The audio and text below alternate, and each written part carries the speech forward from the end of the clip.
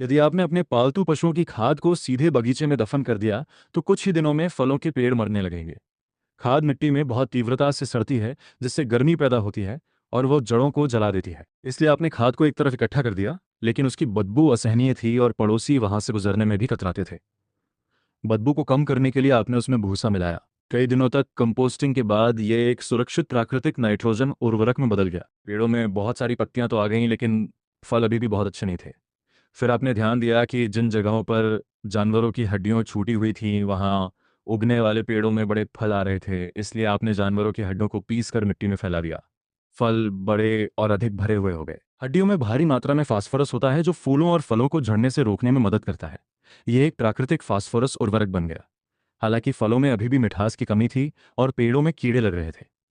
इसलिए आपने भूसे को जलाकर राख बना दिया और उस राख को मिट्टी में फैला दिया। आश्चर्यजनक रूप से फल अधिक मीठे हो गए और पेड़ मजबूत होने लगे।